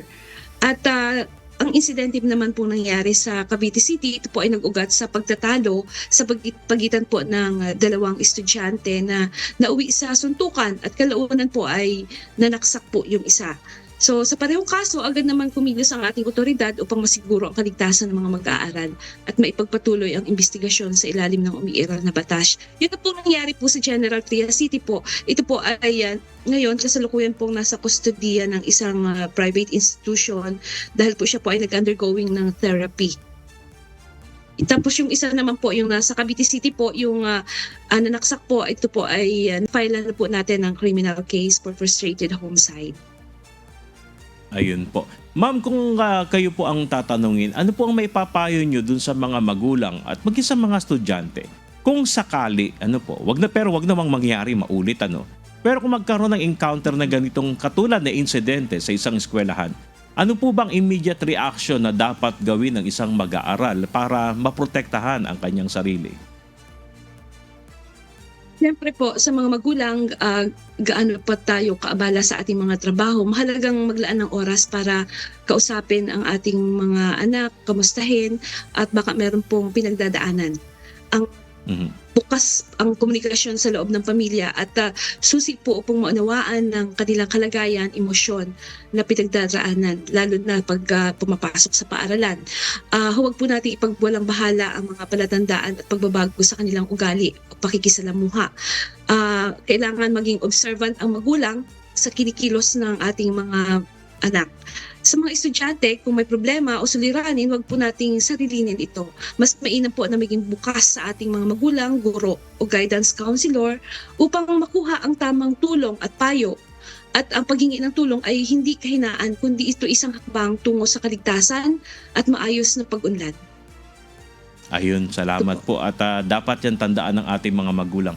Kung sakali po bang mayroong mga threat sa mga estudyante, pwede po ba silang dumulog sa Cavite PNP pagka halimbawa merong mga silang pinangangambahan o minambubuli sa kanila, pwede rin po ba tumawag o kumontak sa PNP at papaano po ang kanilang gagawin? Pwede po. Kami naman po ay open, lalo na po sa mga bata na may mga kunyari may problema. Willing naman po kami na mag-entertain ng mga kabataan. At yun po mga bata na yung CICL ang tawag dito, yung Children in Conflict with the Law, yun nga po, kailangan din po ang ating mga guidance ay makipag-ugnayan din po sa PNP para kami makatulong, makapagbigay po ng payo sa mga kabataang ito. Minsan po kasi ang mga kabataang ito ay dulot po ng mga broken family. Minsan talagang sila po yung may mga problema na pinagdadaanan. So malaki po ang bahagi ng mga magulang, malaki po ang bahagi ng mga teachers na ang eskwelahan mismo na sa paghubog ng pag-uugali ng ating mga anak. So dapat ang mga kabataan natin ay matuto ng magandang pag-uugali sa loob ng paaralan. Katulong ng mga magulang, dapat po ay maging safe ang ating paaralan para sa mga kabataan. Ayun, maraming salamat po ma'am. Pero bago kayo kami magpaalam sa inyo, bibigyan ko po kayo ng pagkakataon ma'am. Baka meron pa po kayo mensahe dun sa ating mga magulang, sa mga estudyante. Nasa sa inyo po ang pagkakataon ma'am. Opo, ako po ay nananawagan sa mga kabataan natin na tayo po ay mag-aaral mabuti at kung kayo po ay gagawa po ng hindi maganda ay kayo po ay mapananagot sa batas. Iwasan po natin ang gumawa ng hindi maganda, mga bisyo, ma-involve sa anumang drugs at sa mga pagsusugal, yung mga online sugal na yan. Ito po ay hindi po nakakatulong sa ating mga kabataan. Bilang mga magulang, dapat po talaga tayong maging patnubay at gabay sa ating mga anak. Ganun din po ang ating mga teachers, lalo pong palalahanan po natin ang ating mga estudyante na mag-ingat, lalo na po sa pag-uwi ng bahay at iwasan ang anumang mga masasama. Yun lamang po. Ayan, maraming salamat po, Police Lieutenant Sara Jane Rio, ang Chief ng Public Information Office ng Cavite Police Provincial Office. Maraming salamat po, ma'am. Sige po, salamat po. Regional News. Patuloy naman ay hihigpitan ng pamahalang lungsod ng Baguio ang kampanya laban naman sa mga illegal peddler. Matapos matukoy na umaabot na sa halos 150 o 150 ang aktibong nagtitinda ng walang permiso sa mga pampublikong lugar. Pinaniniwalaan din ng mga otoridad na may organisadong sistema ang ilan sa mga ito upang makaiwas sa mga operasyon ng pamahalaan. May mamahataw na balita si Grace Doctolero. Umani ng batikos at sari-saring reaksyon sa social media ang nag-viral na video ng panghuhuli ng mga enforcer sa isang vendor na pinaniniwala ang minor de edad sa Baguio City. Sa video, makikitang kinukwelyuhan ng mga enforcer ang vendor habang isinasakay ito sa sasakyan ng Public Order and Safety Division o POSD. Nagkalat din sa kalsada ang mapanindan niyang kakanin habang isinasagawa ang operasyon. Ngunit ayon sa POSD, ang insidente ay bahagi lamang ng mas malawak na problemang matagal nang kinakaharap ng lungsod kaugnay ng illegal peddling. You go out in the afternoon sa Session Road, sa Panghoy, even sa Caltex, yung mga nakikipag-cut and mouse sa atin, marami na po talaga sila. On the top of my head, may 150 na active tayong mga illegal peddlers at itong mga ito ay mga dating dayuhan na dumating lang sa ating syudad para mag-peddling. Ayon sa POSD, karamihan sa mga illegal peddler ay matatagpuan sa mga mataong lugar ng lungsod at madalas umanong bumabalik kahit ilang beses nang nasasabihan o nahuhuli ng mga otoridad. Hinala nila, mayroong umanong organisadong sistema ang mga illegal na nagtitinda upang maiwasan na mahuli sa mga operasyon. Ang hindi rin alam ng iba ay karamihan sa mga ito ay part ng mga almost sindikato po. No? Meron silang spotter, meron silang communication system para po they will be one step ahead sa ating mga rumorondang enforcers. Kahit po nakasibilyan ng ating enforcers, medyo kabisado na rin nila. Organisado po itong mga ito.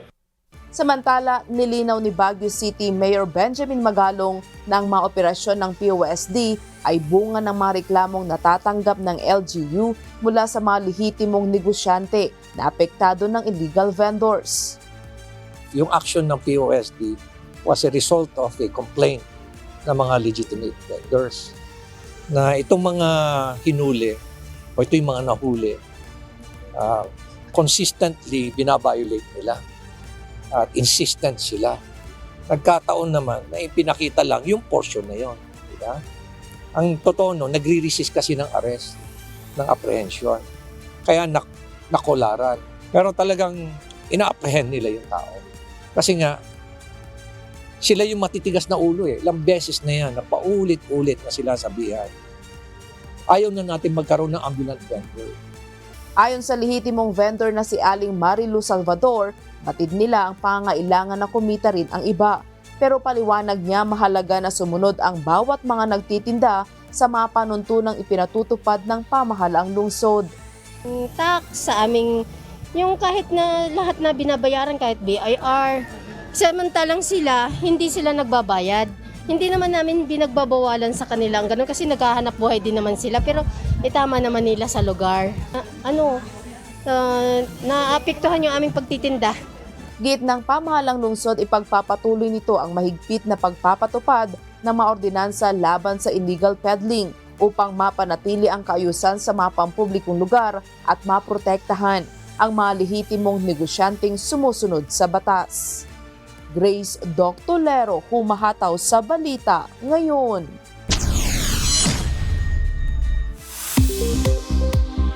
Weather News. Alamin ang magiging lagay ng panahon sa iba't ibang bahagi ng bansa ngayong araw ng Martes, June 23, 2026. Panoorin natin ang update mula sa Pag-asa Weather Forecasting Center. Magandang umaga, narito na ang pinakahuli sa ating minomonitor na si Bagyong Francisco. Narito nga yung ating pinakahuling satellite image kung saan may minomonitor pa rin tayong mga bagyo sa loob at labas ng ating Philippine Area of Responsibility. So simula sa nasa loob ng ating PAR, ito ay si Super Typhoon Francisco. Kahapon nga ng alas 8 ng gabi, ito ay naging isang ganap na Super Typhoon na nga. Kanina alas 4 ng madaling araw, huli itong namataan sa layong 410 kilometers silangan ng Apari, Cagayan, nagtataglay ng lakas na hangin na 185 kilometers per hour at bugso na abot sa 230 kilometers per hour. Kumikilos sa direksyong Kanluran, Hilagang Kanluran sa bilis na 10 kilometro kada oras. Sa susunod na slide, ipapakita nga natin yung kanyang forecast track. Samantalang itong isang bagyo sa labas ng ating Philippine Area of Responsibility na sa Tropical Depression category pa nga rin. Kanina alas 3 ng madaling araw, huli itong namataan sa layong 2,680 kilometers. Silangan yan ng southeastern Luzon. Nagtataglay ng lakas na hangin na 55 kilometers per hour at bugso na abot sa 70 kilometers per hour. Kumikilos sa direksyong Kanluran, Hilagang Kanluran sa bilis na 20 kilometers per hour. Etong isang bagyo na ating minomonitor, hindi natin tinatanggal yung possibility na pumasok ng ating Philippine Area of Responsibility. Gayunpaman, base sa ating latest analysis, hindi naman natin nakikita na makakaapekto ito sa anumang parte ng ating bansa. Kaya patuloy pa rin tayo mag-antabay sa mga ilalabas na update ng Pag-asa. Narito nga yung latest forecast track para kay Bagyong Francisco. So inaasahan nga natin na hanggang bukas ng umaga yung kanyang pagbagal habang tinatahak yung north-northwestward direction, and then afterwards magre-recurve ito papunta na nga sa may southern Japan or sa may bandang Ryukyu Islands. Inaasahan nga natin na posible pa itong lumakas or mapanatili yung kanyang lakas hanggang ngayong hapon bago na nga siya magkaroon ng gradual na paghina. Nakita rin natin na posible na rin itong lumabas ng ating Philippine Area of Responsibility by Friday. Dito nga sa ating forecast track, nananatili pa ring malayo sa landmass na ating bansa itong si Bagyong Francisco. So gayon pa man, nakataas pa rin ang signal number 1 sa lugar ng Batanes, sa northern portion ng Cagayan, kabilang na ang eastern portion ng Babuyan Islands. Ito naman yung areas na magkakaroon ng bugso ng mga malalakas na hangin. Dulot yan ng southwest monsoon at yung periphery nga ni Bagyong Francisco. Ngayong araw, sa malaking bahagi ng Luzon, sabay Visayas, Zamboanga Peninsula, Northern Mindanao, Surigao del Norte, Dinagat Islands, sa may Davao Occidental at Davao Oriental. Bukas naman sa may malaking bahagi ng Luzon, Visayas, Misamis Occidental, Lanao del Norte, Camiguin, Dinagat Islands, Davao Occidental, pati na rin sa may Davao Oriental. At pagdating ng Thursday, sa malaking bahagi ng Luzon, sa may Panay Islands, Negros Occidental at Northern Samar. May nilalabas nga rin tayong weather advisory. Ito ay kaugnay netong si Bagyong Francisco at yung southwest monsoon o habagat. So, posible yung 50 to 100 millimeters na mga pag-ulan. Ito ay dulot ni Bagyong Francisco sa may Cagayan at Batanes at dulot naman ng southwest monsoon sa Palawan, Occidental Mindoro at Antique. So, kapag 50 to 100 millimeters yung mga pag-ulan, yung localized flooding sa mga urbanized, low-lying at tier rivers at landslide sa mga landslide-prone areas. Yan ay for today. For tomorrow naman, 50 to 100 millimeters na mga pag-ulan dulot ni Bagyong Francisco sa may Batanes at dulot naman ng southwest monsoon sa Occidental Mindoro at Palawan. At pagdating ng Thursday, mayroon pa rin tayong inaasahan na 50 to 100 millimeters na mga pag-ulan sa Batanes, sa may Occidental Mindoro, pati na rin sa may lugar ng Palawan. Wala pa rin naman tayong gale warning sa kahit anong dagat baybayin ng ating bansa. Pero pinag-iingat pa nga rin yung mga papalaot sa lugar ng Northern Luzon dahil posibleng umabot sa or posible yung maalong karagatan sa ilang bahagi nito.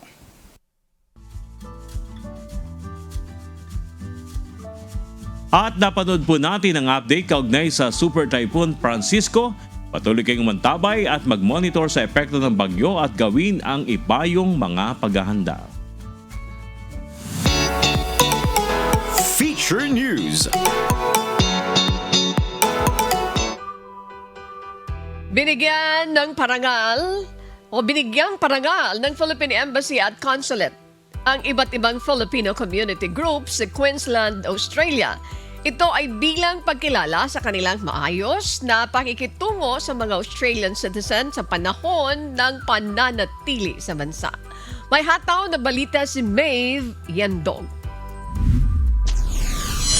Ang mga Filipino community sa Queensland, Australia ay hindi lamang lumalago, kundi nagbibigay ng inspirasyon maging sa mga Australian nationals. Ngayong taon, binigyan ng pagkilala ng Consulate at Philippine Embassy sa Queensland ang mga kontribusyon ng mga Pilipino sa mga multiculturalism sa rehiyon.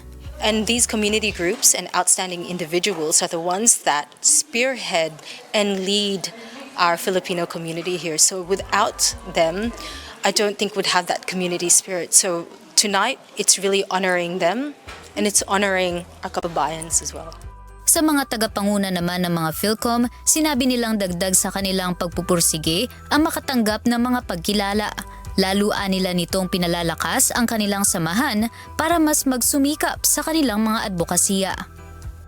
5 years, doing 5 years as an association is very good recognition that we're making an impact in uplifting our communities in terms of making different cultures really get to know one another.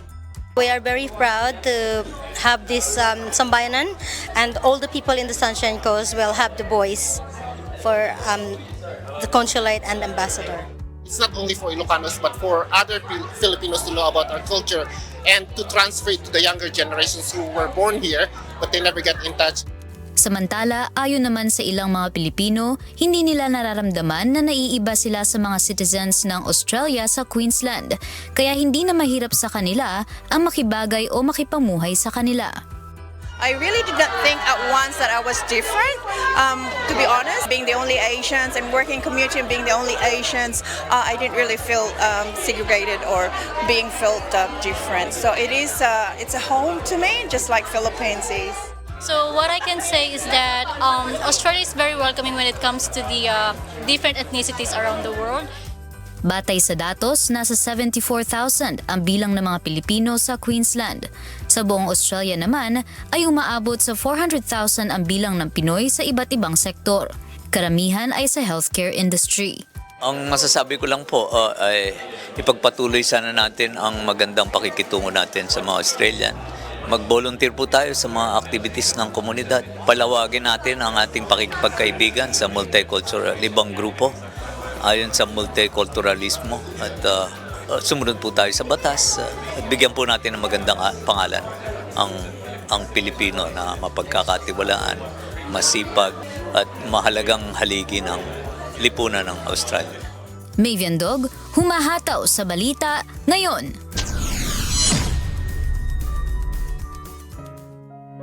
At sa aming babahaging mga salita ng Diyos na ating sandigan mula sa Aklat ng Mateo, Kapitulo 5, versikulo 7. Mapapalad ang mga mahabagin sapagkat sila'y kahahabagan.